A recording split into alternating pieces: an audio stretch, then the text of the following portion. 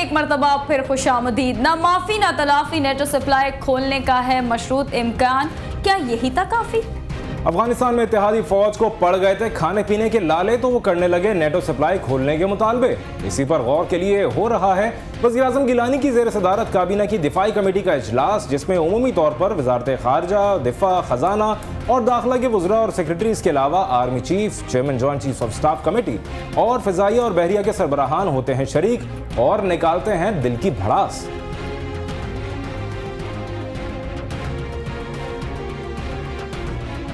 आजकल हैं NATO supply के बहाली के चर्चे, और इस पर होते हैं किसके खर्चे, देखते हैं ये रिपोर्ट।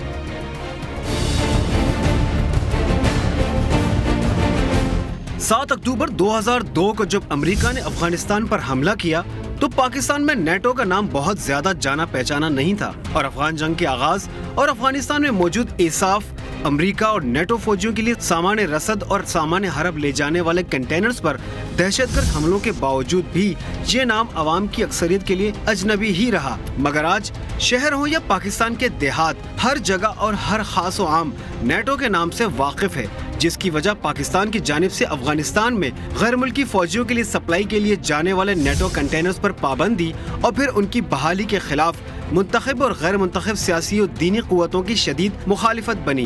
पाकिस्तानी टैक्स हुकाम तस्दीक करते हैं कि पाबंदी से पहले नेटो कंटेनर्स अफगानिस्तान में मुकीम गैर मुल्की फौजियों के लिए अशिया खुर्दनोश, कपड़े, शेविंग का सामान, जवान फौजियों के लिए पैम्पर्स, अद्वियात, दीगर सामान तायुश, असलहा, गोला बारूद और दीगर जदीद आलात ले जाते थे, जो अब कई माह से बंद हैं। हजारहा टैंकर्स पेशावर और बलूचिस्तान के मुख्तलिफ हिस्सों में पार्क हैं और हुकूमत पाकिस्तान के लिए उनकी सिक्योरिटी भी एक बड़ा मसला बनकर सामने आई है।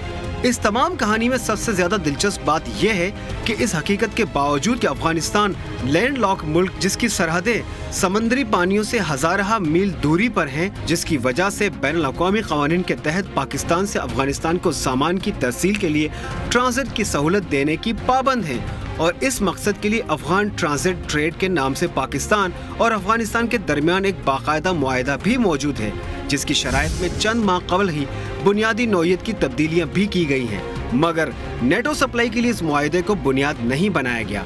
ये भी दिलचस्प हकीकत है कि कौमी सलामती कमेटी ने अमेरिका और नेटो के साथ ताउन की शराइत तय करने के लिए मुनाकिदा 16 से ज्यादा इजलासों में वजारत दिफा, वजारत खारजा और वजारत तिजारत से इस हवाले से तफसीलात और मुआहदे की दस्तावेजात मांगी, मगर कोई भी वजारत खातिर ख्वाह जवाब न दे सकी।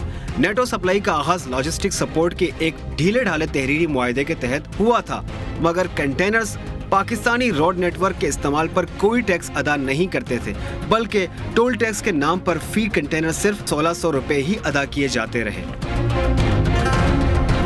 नेटो सप्लाई की बहाली का ऐलान है चंद घंटों में मुतवक्के। इसकी है किसको तवक्को, देखते हैं इस रिपोर्ट में।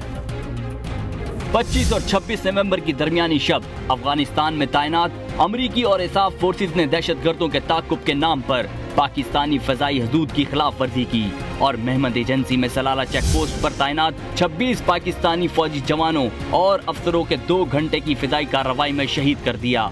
26 नवंबर को नेटो और इसाफ ने कहा कि हमला दहशतगर्दों के ताकुब में किया गया, ताहम वो ये बताने से कासिर रहे कि ऐसी जगह को हदफ क्यों बनाया गया जो दहशतगर्दों की मौजूदगी की मुबैना इत्तला के मुकाम से 15 किलोमीटर के फासले पर था। अमरीकी हुकाम इस बात का जवाब भी न दे सके कि चेक पोस्ट के मुतालिक मालूमात और सैटेलाइट नक्शे पहले ही अमरीका, इसाफ और नेटो अफवाज के हवाले किए जा चुके थे। फिर ये इकदाम क्यों उठाया गया? 26 नवंबर को ही वजीर आजम गिलानी ने काबीना की दिफाई कमेटी का इजलास तलब किया, जिसमें नेटो सप्लाई की फौरी मुअत्तली और इस जारहाना इकदाम पर अमेरिका से माफी का मुतालबा किया गया। दिफाई कमेटी के इजलास से पहले सदर, वजीर आजम और आर्मी चीफ के दरमियान अहम तरीन इजलास हुआ। 28 नवंबर लाहौर में वजीर आजम की जेर सदारत काबीना के खुसूसी इजलास में नेटो सप्लाई की मुअत्तली के फैसले की तौसीक की गई। इजलास में अमेरिका से शमसी एयरबेस खाली करवाने और अफगान मसले पर होने वाली बोन कॉन्फ्रेंस के बाइकआउट का भी फैसला किया गया। 29 नवंबर पार्लियामेंट की कौमी सलामती कमेटी के खुसूसी इजलास में सलाला हमले की तफसीलात, हुकूमत के फैसलों और दीगर हवालों से ब्रीफिंग दी गई। कमेटी पार्लियामेंट के जरिए हुकूमत को गाइडलाइंस देने का फैसला किया गया। 30 नवंबर आर्मी चीफ ने फोर्सेज को एक खत के जरिए आइंदा किसी भी जारियत का जवाब देने के GHQ से इजाजत की पाबंदी खत्म कर दी। 2 दिसंबर कमेटी ने 40 नुकात पर मबनी गाइडलाइंस पार्लियामेंट के मुश्तरका इजलास में पेश कर दी। 6 अप्रैल को कमेटी ने अपोजिशन के एतराज़ात दूर करके तरमीम शुदा मुसवदा पार्लियामेंट के इजलास में पेश किया, जिसमें नेटो सप्लाई की बहाली और फैसला हुकूमत पर छोड़ दिया गया। पार्लियामेंट से सिफारिशात की मंजूरी के अमल के दौरान और इसके बाद भी दिफाए पाकिस्तान कौंसिल ने नेटो सप्लाई की बहाली की सूरत में संगीन नताइज की धमकियां दी और यूं 17 अप्रैल को काबीना की दिफाई कमेटी ने इस मामले को किसी फैसले के बगैर मौखर कर दिया। कहते हैं पासदाराने आइन के वजीर आजम गिलानी की सजा है खिलाफे आइन। लाहौर में मारूफ कानूनदान एतजाज एहसन ने मीडिया से की गुफ्तगू और गोया हुए यूं के वजीर आजम को सजा नहीं हो सकती, तफसीली फैसला दिए बगैर मुख्तसर फैसले पर सजा है खिलाफे आइन, जिस पर हमारे एतराज़ात हैं। साथ ये कह दिया कि वजीर आजम ने कभी अदलिया का फैसला न मानने का नहीं दिया इंदिया।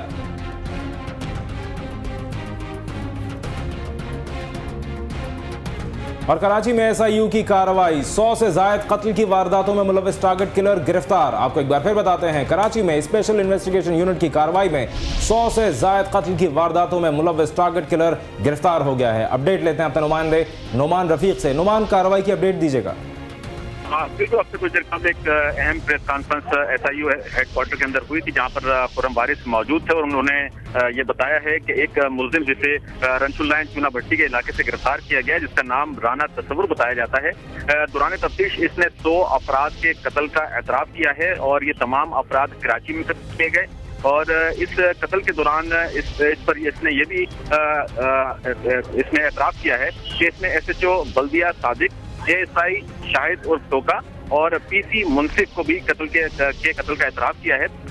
यहाँ पर ये बताया जाता है कि खुर्रम वारिस ने जो प्रेस कॉन्फ्रेंस की उसमें उन्होंने बताया कि तकरीबन 24 साल से कत्ल की वारदातें कर रहा है और ये बाकायदा एक कॉन्ट्रैक्ट किलर है और पैसे लेकर ये काम करता है। ठीक है, बहुत शुक्रिया नोमान रफीक हमें अपडेट करने का। अगर हूँ सब हुकूमत के पीछे तो जमात इस्लामी वाले रह जाएं कैसे पीछे। सियासी जमातों और वकला को मुनव्वर हसन ने दे दी दावत के आओ हमारे पीछे। कराची बार एसोसिएशन से खिताब करते हुए अमीर जमात इस्लामी का कहना था कि हुकूमत ने 4 बरसों में आवाम से धोखाधही के सिवा कुछ नहीं किया। हुकूमत से छुटकारे और कानून की बालादस्ती के लिए वकला और सियासी जमातों को होगी मुश्तरका तहरीक चलाना। कहा मुनव्वर हसन ने कि नेटो सप्लाई की बहाली पार्लियामेंट की करारदादों की होगी तौहीन। सप्लाई बहाल हुई तो नेटो रूट्स पर देंगे धरना।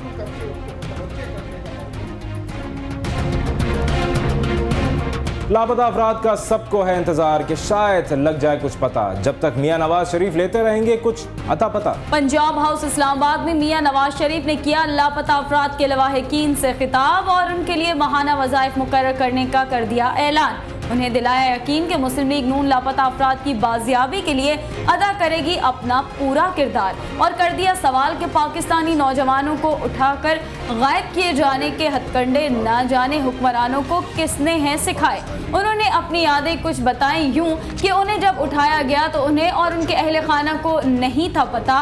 उनकी ये कैफियत तो सिर्फ 2 माह ही रही और यहाँ लोग 10 साल से हैं गायब। उठाकर तो ऐसी जगह पहुंचा देंगे जिसका उनके घर वालों को। सर्विस स्ट्रक्चर की बहाली और हेल्थ प्रोफेशनल अलाउंस के लिए जारी है पैरामेडिकल स्टाफ का नवे रोज भी एहतजाज। देखते हैं लाहौर से मोहम्मद उस्मान की रिपोर्ट। पैरामेडिकल स्टाफ ने PIC के सामने एहतजाजी मुजाहरा किया। उन्होंने कहा कि वज़ीर आला पंजाब गुज़िश्ता साल किया गया वादा पूरा करें। इन पैरामेडिकल स्टाफ का जो एक महकमा सेहत की रीढ़ की हड्डी है, ऑपरेशन थिएटर असिस्टेंट है, लेबॉर्ट्री टेक्नीशियन है, MRI टेक्नीशियन है, लेडी हेल्थ वर्कर है, LHV है, डिस्पेंसर है, ये वो लोग हैं जो इस महकमा की रीढ़ की हड्डी है। अगर ये इसी तरह हुकूमत की बेहिसी जारी रही तो ये मजबूर हो जाएंगे ये काम अपना बंद कर दें। मुजाहिरीन के मुताबिक एहतजाज 9वें रोज में दाखिल हो जाने के बावजूद हुकूमत के किसी नुमाइंदे ने इनसे मिलना गवारा नहीं किया।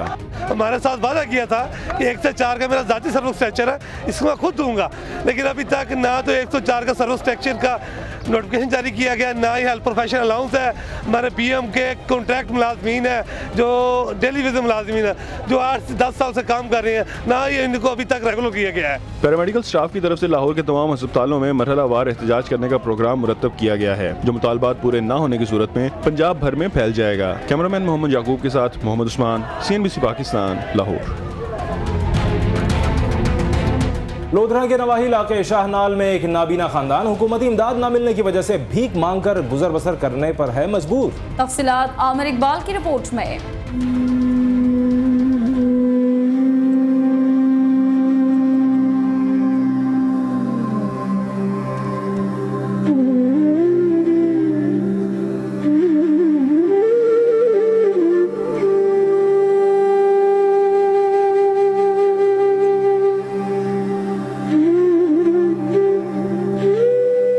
तमाम तारीफ इसी अल्लाह ताला के लिए है। वही पालने वाला है, वही करम करने वाला है। सारी कायनात का राज़िक वही है, मालिक वही है। 60 साला गुलाम ज़किया नाबीना है। इस तारीकी में ये अकेली नहीं, इनके 5 बच्चे भी नाबीना हैं। मेरे 4 बाल हैं, नबीन हैं। मेरी चुएरी नबीनी है, मैं भी नबीनी हाँ। साडा इमदाद कराने वाला कोई कह नहीं। अच्छा पेन मांगते मेरे छुआर गए खवे न साकू कोई इमदाद कह नहीं मिली गई ना। बे नज़ीर दा खाता चले वही कह नहीं मिला। अवाम से मोहब्बत का ढिंडोरा पीटने वाले हुक्मरानों ने जब इन अफराद से पीठ फेर दी तो उनके पास और कोई चारा नहीं रहा। कोई शायद साढ़े कोल कह नहीं, कोई हुकूमत तत्तावन साढ़े उत्ते नहीं आया। बेनज़ीर दे फंड चलते रह गए, पर्ची कटवाइए। अब तो के ज़कात मिलसी 2000 रुपया महीना, भवा दे हट आया। मेरे को ही वेल तक कोई रुपया नहीं मिला, कोई शय नहीं मिली। ना कोई MP की सपोर्ट है, ना सदीक खान बलोच की सपोर्ट है, कहीं शायद ही कोई बंदे की सपोर्ट कह नहीं। इस नाबीना खानदान का कहना है कि अगर हुकूमत इनकी मदद करे तो इन्हें अपनी खुददारी को कुचलना ना पड़े। इस नाबीना फैमिली की अपने अरबाब इख्तियार से अपील है कि अगर इनकी माली मदद की जाए तो ये भी आम लोगों की तरह जिंदगी गुजार सकेंगे। कैमरा टीम के साथ आमिर इकबाल, CNBC पाकिस्तान, लोधरा। CNBC तेज में वक्त हुआ है एक ब्रेक का, हमारे साथ रहिए।